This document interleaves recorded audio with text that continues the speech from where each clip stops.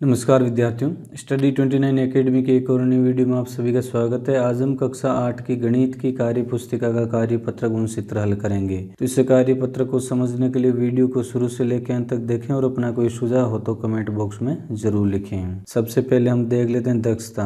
आंकड़ों को व्यवस्थित करने एवं निष्कर्ष निकालने की समझ विकसित कर पाना। तो यह इस कार्यपत्र में हमें अगर कोई आंकड़ा दे रखा है उसको व्यवस्थित करना और उससे कोई भी प्रश्न पूछा जा रहा है या निष्कर्ष निकाला जा रहा है तो वो समझ विकसित करनी है। तो पहला प्रश्न है यहाँ पर, एक कक्षा के छात्रों से जब उनका जेब खर्च रुपये में पूछा गया तो उत्तर इस प्रकार मिले। तो यहाँ पर जो बच्चे हैं उनके जेब खर्च बताए गए हैं। तो यहाँ पर आपको 40 की जगह 10 मानने हैं। यहाँ दोनों जगह 40 की जगह 10 मानते हुए इस प्रश्न को हल करना है, क्योंकि ये आपके कार्य पुस्तिका है उसके प्रिंट में मिस्टेक हो गई है। तो यहाँ पर इसने जो संख्या दे रखी और साथ इनके नीचे दी गई सारणी में प्रदर्शित कीजिए। यहाँ पर हमें जो सारणी दे रखी उसमें हमें इनको प्रदर्शित करना है। तो ये यहाँ पर जेब खर्च लिखा हुआ है, टेली मार्क यानी जो हम मार्क करेंगे जितनी संख्याएं बच्चों की उस हिसाब से और छात्र संख्या यहाँ लिखेंगे। पहला जेब खर्च इसने बताया है 2 रुपए।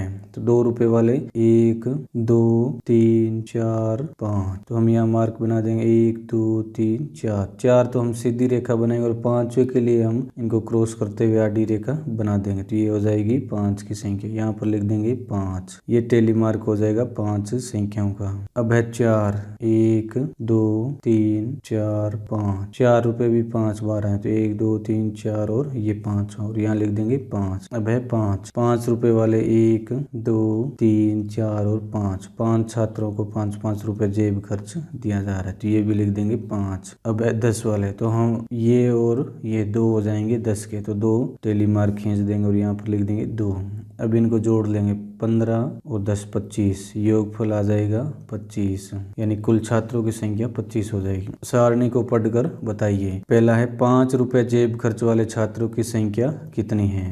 5 रुपए जेब खर्च वाले छात्रों की संख्या है 5। तो यहाँ पर हम लिख देंगे 5 रुपए जेब खर्च वाले छात्रों की संख्या बराबर 5 छात्र। ये हमारा उत्तर हो जाएगा। दूसरे में 10 रुपए खर्च करने वाले छात्र कितने हैं। तो इसका उत्तर लिख देंगे हम 2 छात्र। अगला प्रश्न, कक्षा में कुल कितने छात्र हैं। तो कक्षा में कुल 25 छात्र, यहाँ पर लिख देंगे हम 25 छात्र। दूसरा प्रश्न, कक्षा 4 के विद्यार्थियों के प्रथम टेस्ट में अंक इस प्रकार थे। तो इस प्रश्न में हमें कक्षा चौथी कक्षा के प्रथम टेस्ट के जो विद्यार्थियों का अंक है वो बताए गए हैं। तो इसके हम टेली मार्क और छात्र संख्या लिख लेते हैं। 2 अंकों वाले 2 अंकों वाले हो जाएंगे 1 2 3 4। 4 छात्र हैं जिनके 2 अंक आए हैं और यहाँ पर हम लिख देंगे संख्या 4। अब हम देखते हैं 3 अंक वाले छात्रों की संख्या। तो 1 2 3 4 और 5, तो छात्रों की संख्या हो जाएगी 5। तो 4 सीधी रेखा और 5 ही उनको काटती हुई ये संख्या हो जाएगी 5। अब 4 अंकों वाले 1 2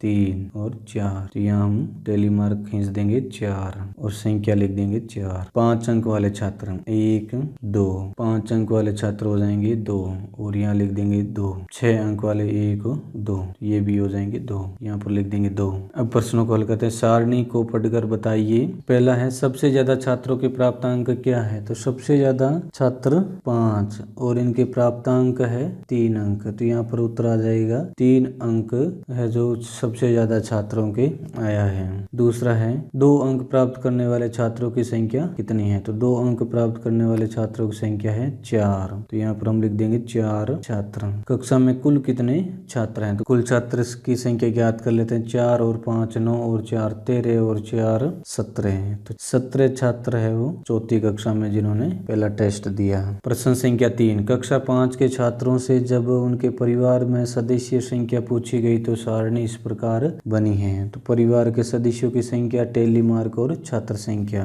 तो परिवार के सदस्य 2, उसका टेली मार्क 2 आ गया और छात्र संख्या यहाँ पर लिख देंगे 2।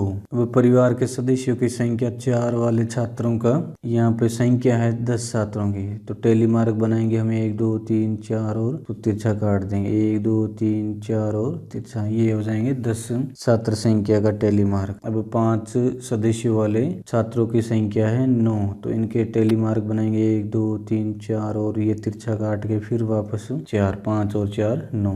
अब इनका योग कर लेंगे 2 और 7 9 और 10 19 और 9 28। ये छात्रों की संख्या आ जाएगी। सारणी की पूर्ति कीजिए और बताइए सबसे छोटे परिवार वाले छात्रों की संख्या। तो सबसे छोटे परिवार वाले छात्रों की संख्या है 2।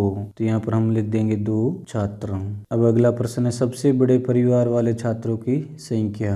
सबसे बड़े परिवार में सदस्यों की संख्या है 5। तो इनके छात्रों की संख्या है 9। तो यहाँ पर हम लिख देंगे 9 छात्र। कक्षा की कुल छात्र संख्या। कक्षा की कुल छात्र संख्या है 28 छात्र। तो इस प्रकार हम इन प्रश्नों को हल कर लेंगे। तो इस वीडियो में हमने कार्यपत्रक उन चित्र को हल किया। अगले वीडियो में हम अगला कार्यपत्रक हल करेंगे। वीडियो अगर उपयोगी लगा हो तो इसको लाइक करें और अपने दोस्तों में शेयर करें। चैनल पर पहली बार आए तो चैनल को सब्सक्राइब कर लें और बेल आइकन भी दबा दें ताकि आने वाले वीडियो की नोटिफिकेशन आपको समय पर मिल सकें। वीडियो को पूरा देखने के लिए आपका बहुत बहुत धन्यवाद।